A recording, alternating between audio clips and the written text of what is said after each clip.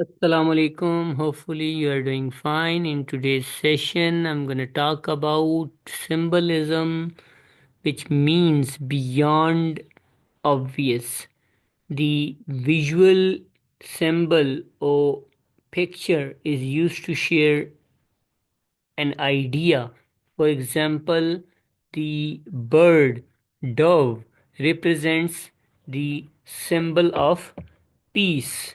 Similarly, other animals like lion would represent something fierce animals, and likewise goat or sheep, they would have their own meanings as far as social connotation is concerned. Let's see what other types of symbols are there. A symbol is an image which suggests or represents something other than itself. In other words, when you use something tangible to represent something intangible, we can call it a kind of symbol. So here are various pictures such as a flag is there, Canadian flag, or the representation of Android system, and other pictures are also available that depict various images. So in literature, it creates a direct, meaningful link between a specific object, scene, character, or action, and an abstract idea, values, persons, or ways of life. Think about Jacob Marley from A Christmas Carol. What did chain symbolize? So, here in this particular work, where you can see the chains are a representative of the burden, where you could see the moral burden is upon the character of Charles Dickens, where Jacob Marley, decreased or deceased business partner, appears as a ghost upon him, and here the ghost is representative as depicting or carrying chains made of cash, boxes, keys, and other stuff in there. So here we can say that एक symbol जो होता है वो क्या है, कोई एक ख़ास किस्म का मीनिंग है, जैसा कि फाख्ता का इमेज है जो हम रिप्रेजेंट करते हैं पीस के लिए। इसी तरीके से एक इमेज है, सिंबल है, जैसा कि झंडे का सिंबल होगा, वो एक मुल्क की ख़ास निशानी है या आइडेंटिटी है। इसी तरीके से एक टेंजिबल जिसको हम मेजर कर सकते हैं, एक इनटेंजिबल जो मेजर नहीं हो सकता। एक टेंजिबल चीज़, एक कंक्रीट चीज़ जैसा कि फूल है, जैसा कि कांटा है, जैसा कि सेब है, ये किताब ख़ास किस्म के इमेजेस होते हैं जिनको हम लिटरेचर के अंदर, अदब के अंदर भी represent. Likewise chains are representative of something burdened, something controlling, something in a cage. So when you use something tangible, concrete, to represent something intangible, abstract. So abstract ideas are intangible and tangible are something concrete. So I don't know what those words mean. So here are the lists of tangible as well as intangible. Tangible ideas that can be measured, that can be represented through something concrete, कि एक ख़ास किस्म की शक्ल होती है, जिनकी जिनकी शेप होती है, जिनको हम मेजर कर सकते हैं, जिनको हम देख सकते हैं, महसूस कर सकते हैं।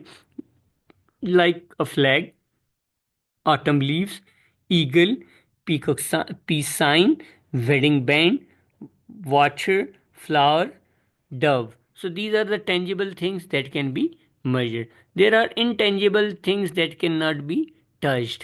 For example, respect, affection, wishes, romance, disdain, meaning, happiness, angst, running, ego. So these are something things that are intangible. ये ऐसे आइडियाज़ होते हैं जो एक तख़य्युलात में होते हैं, जैसा कि रिस्पेक्ट है या अफेक्शन है, किसी के लिए आप इजहार कर रहे हैं मोहब्बत का एहतराम का, आपकी विशेस हैं, रोमांस है, ये दिमागी आइडियाज़ होते हैं जो आपके इंटेलेक्चुअल माइंड में back in the mind lurk कर रहे होते हैं। जबकि टेंजिबल वो चीज़ होती है जिसको आप सबूत दे सकते हैं, शो कर सकते हैं, जिसको आप टच कर सकते हैं। तो आप टेंजिबल चीज़ का इस्तेमाल करते हैं इनटेंजिबल आइडियाज़ को रिप्रेजेंट करने में। जैसा कि आप फ्लैग एक एलिमेंट होगा रिस्पेक्ट के लिए, सिमिलरली आपके आटम लीव्स हो सकते हैं अफेक्शन के लिए। इसी तरीके से दूसरे सिंबल्स भी इस्तेमाल किए जाते हैं in literature as well as in our daily affairs. So here are, let's take a look at a few symbols that are commonly found in literature. Likewise, apple, various books, chair. These are the kinds of the symbols that represent, like apple would represent purity and books would represent knowledge as well as wisdom in the daily depiction of literature as well as in fiction. Symbolism. A symbol, a river can represent the flow of the life, or its depth may represent the unknown. The water might be purity, or there could be dangers between the surface. So पानी का जो symbol है दरिया में, या वो जिंदगी की रवानी को डिपिक्ट करेगा, या वो फिर डेप्थ को, गहराई को डिपिक्ट करेगा जिसके बारे में आप नहीं जानते, या तीसरी चीज़ है वो एक प्योरिटी का जो है ना वो पाकी की अलामत होगा, और या फिर डेंजर्स की अलामत हो सकता है जो इस पानी की सरफेस के नीचे एक ख़तरा, मुख्तलिफ़ किस्म की creatures, animals and other unknown fears can be there. Similarly, a walk into a tunnel or change from day to night could show movement from good to evil or something bad is coming. So, tunnel के अंदर जब आप walk करके जा रहे होते हैं तो इसकी जो रिप्रेजेंटेशन है वो दिन से रात की हो सकती है। एक मोमेंट है जो आप अच्छाई से बुराई की तरफ जा रहे हैं, एक डार्कनेस की तरफ जा रहे हैं, क्लोजनेस की तरफ जा रहे हैं, एक ऐसी जगह पे जा रहे हैं जो बिल्कुल अंधेरे से भरपूर है। Something bad is coming. So अदब के अंदर या मूवीज़ के अंदर जब ये सिंबल दिखाया जाता है तो इसका मीनिंग फ्रॉम गुडनेस टू इवलनेस है। Similarly, a storm at a critical moment can represent the intense emotion and trouble. इसी तरीके से एक स्टॉर्म है वो इमोशंस का डिपिक्ट करेगा, इंटेंसिटी की डिपिक्शन करेगा, ट्रबल्स की डिपिक्शन करेगा, शिद्दत की डिपिक्शन करेगा, वहशत की डिपिक्शन करेगा। And dawn may show the end of conflict, the start of the new city. So सुबह का वक्त शायद कन्फ्लिक्ट को ख़त्म करना शो करेगा, या एक नए दिन, नई आगाज़, नई सुबह, नई सुबह का, नए नूर का आगाज़ होगा। जैसा कि जले जो एक शम्मा वो रात पे भारी है, ये नूर का सरचश्मा जारी और शहर सारी है। सो इसी तरीके से जब आप स्टॉर्म को देखते हैं तो आप शिद्दत को देखते हैं, जैसा कि इंशाजी फरमाते हैं, वहशी को सुकून से क्या मतलब, जोगी का नगर में ठिकाना क्या, इंशाजी उठो अब कूच करो, इस शहर में जी को लगाना क्या। सो इसी तरीके से आप क्लोज टनल की तरफ जब जाते हैं तो फिर आप क्या करते हैं कि डार्कनेस की तरफ जा रहे हैं, अंधेरे की तरफ जा रहे हैं। So first symbol is of darkness, second one is of the intensity and third one is of the dawn that could represent something which is full of hope.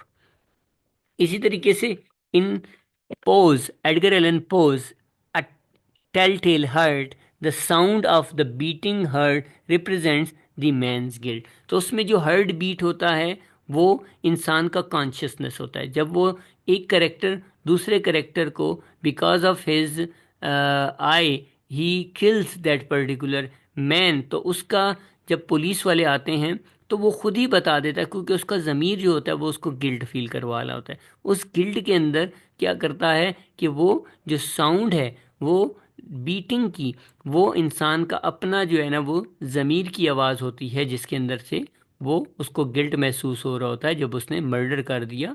तो ये आपको डिटेल कहानी एडगर एलन पोस की tell tell heart में मिल जाएगी। A character's name may tell you something about them, like in lottery Mrs. Gravers has authority over the killing. सो किसी भी करेक्टर का नाम आपको बहुत डिटेल से बता सकता है, कि जैसे हीथ क्लिफ का करेक्टर है इन वुदरिंग हाइट, या जोसेफ एंड्रयूस का करेक्टर है इन दी जोसेफ एंड्रयूस इन के बाय हेनरी फ्लेमिंग के उसके अंदर नावल के अंदर।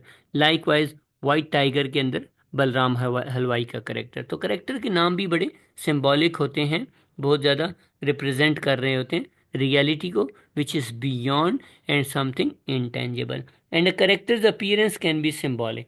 In Cask of Amontillado, Fortunato wears a fool's costume and he is in fact a fool for trusting the narrator. So वो फूल का करेक्टर होता है। लाइकवाइज आप अगर देखेंगे किंग लियर में, तो किंग लियर के अंदर जब आप उसकी डिटेल देख रहे होते हैं, तो स्टॉर्म का सीन हो या किंग लियर का अपना करेक्टर हो या वहाँ पे फूल का करेक्टर हो, ये सारे करेक्टर जो है ना बड़े रिप्रेजेंटेटिव होते हैं। इसी तरीके से किंग लियर की बेटियां जो हैं, वो तीनों बेटियां वो भी रिप्रेजेंटेटिव हैं ऑफ वेरियस करेक्टर। या टेम्पस के अंदर प्रॉस्पेरो का करेक्टर है, या उसकी बेटी का करेक्टर है, या कालिबान का करेक्टर है। These all characters are symbolic in their appearance and they represent something which is far beyond, which is far greater. So here, how many symbols can you identify? How many pictures can you see, कि जिसके अंदर आपको various images मिलते हैं, चाहे वो फूल के हों, चाहे वो पौधों के हों, चाहे वो स्टार्स के हों, चाहे वो गोस्ट के हों, चाहे वो मून के हों, या इसी तरीके से चाहे वो चेन्स हो या फ्लैग हो या रिंग्स हों।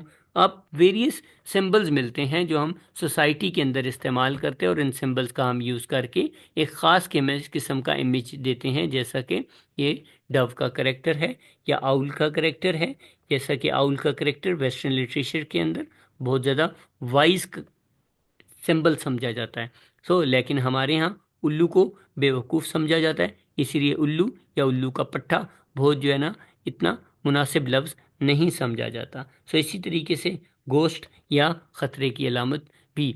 बहुत से सिंबल सोसाइटी के अंदर मौजूद हैं जिनका आप इस्तेमाल करते हैं, जो आप समझते हैं, जिनको आप देखते हैं, जिनको आप महसूस करते हैं, और जिससे आप एक ख़ास किस्म की जज्बाती या रोमानवी वाबस्तगी का इजहार करते हैं, जैसा कि गुलाब का फूल। इसी तरीके से बहुत से कलर्स हैं, जैसा कि रेड कलर है, वो आप शिद्दत की अलामत है, ब्लड की अलामत है, खून की अलामत है। इसी तरीके से ब्लू करेक्टर है, ब्लू कलर है, वो स्काई की अलामत है, उम्मीद की अलामत है, होप की अलामत है। लाइकवाइज वाइट कलर है, वो आपको पीस की अलामत समझा जाता है या प्योरिटी की अलामत समझा जाता है। ग्रीन फर्टिलिटी की है, ज़िंदगी की है। इसी तरीके से ब्लैक कैट को सोसाइटी में इतना अच्छा नहीं समझा जाता, रादर एक बैड ओमन समझा जाता है, बुरा शगुन समझा जाता है।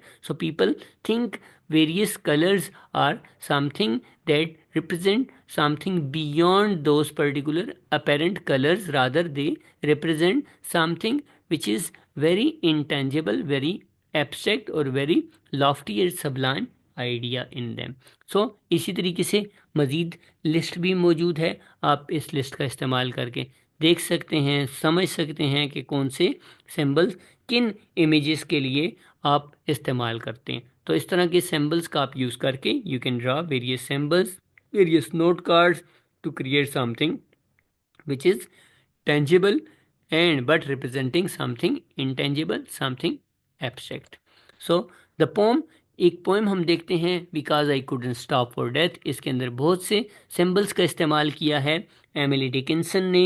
ये जो पिक्चर नज़र आ रही है, एक घोड़े की है, एक बग्गी की है, और ये पिक्चर आगे ग्रेव की तरफ जा रही है, डेथ की तरफ जा रही है। तो इस पोम को जब आप देखते हैं तो एक कैरिज जो है ना वो राइड का इस्तेमाल किया जाता है, with death as a symbol for journey from life to death and eternity. इसके अंदर जब आप इसकी रीडिंग करें आप देखते हैं कि इसमें पर्सोनिफिकेशन का इस्तेमाल किया गया। ही जो रिप्रेजेंट कर रहा है डेथ को या डेथ के मैसेंजर को। He kindly stopped for me, the carriage held just ourselves and immortality. तो हमारे साथ इमोर्टैलिटी थी, लाफानियत थी, जिसके अंदर हमने सारा सफ़र तय करना था।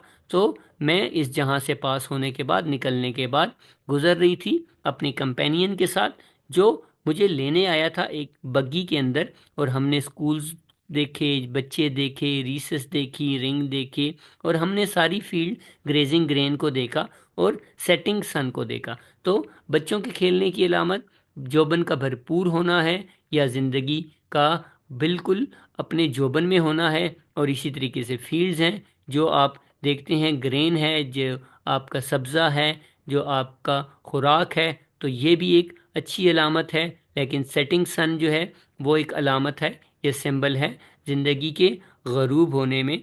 सो इसी तरीके से ये जो आपका ग्रेसेमर है, गाउन है, टिपिट है, टुली है, so these are the costumes that the poetess Emily Dickinson is wearing on the deathbed. इसी तरीके से आपका house that seemed a swelling of the ground, cover की बात कर रही हैं, the roof was scarcely visible. और इसी तरीके से सेंचुरीज पास हो गई हैं, likewise the horse's had is eternity. Similarly अगर आप वेदर की बात करें तो पर्टिकुलरली वायलेंट स्टॉर्म्स मिरर होता है, टमल्टियस इमोशन होते हैं, बहुत ज़्यादा जज्बात हैं, शिद्दत है, क्योटिक सिचुएशन है, रिलेशनशिप्स हैं, करेक्टर्स का जो वुदरिंग हाइट्स के अंदर मिलता है, जिसके अंदर आपकी अंशा फैमिली है, या फिर आपका हीथ क्लिफ का करेक्टर है, या फिर आपका कैथी सीनियर और कैथी जूनियर है। So these are the characters that represent something gothic in nature, something fearful in nature, something full of horror, something full of chaos, something full of emotion. So ये जो emotion है, chaos है, Gothic है, ये सारी की सारी symbolic values हैं जो हम लिटरेचर के अंदर, अदब के अंदर इनको महसूस भी करते हैं, इनको पढ़ते भी हैं, इनको समझते भी हैं। सो ये सारी की सारी एग्जांपल्स हैं जो सिंबल्स की हैं। तो आज के सेशन में हमने सिंबल देखा। Symbol something represents another thing, something tangible represent something intangible. एक चीज़ दूसरी चीज़ को रिप्रेजेंट कर रही है, जो आप डिटेल समझने के लिए एक ख़ास किस्म का सिंबल होता है, जैसा कि ट्रैफिक सिंबल्स हैं, या कलर के सिंबल्स हैं, या आपकी ड्रेसिंग के सिंबल्स हैं। So something tells detail about another thing. Literature के अंदर भी बहुत से सिंबल्स हैं जिसका आप इस्तेमाल करते हैं, जिसमें सेटिंग भी सिंबॉलिक होती है, करेक्टर्स भी सिंबॉलिक होते हैं, लैंग्वेज भी सिंबॉलिक होती है, और थीम्स भी सिंबॉलिक होते हैं। So with this I am going to close this session. If you have any question, you can reach me out in the comment section. Till next video, stay happy and make others happy and blessed. Allah Hafiz and take care.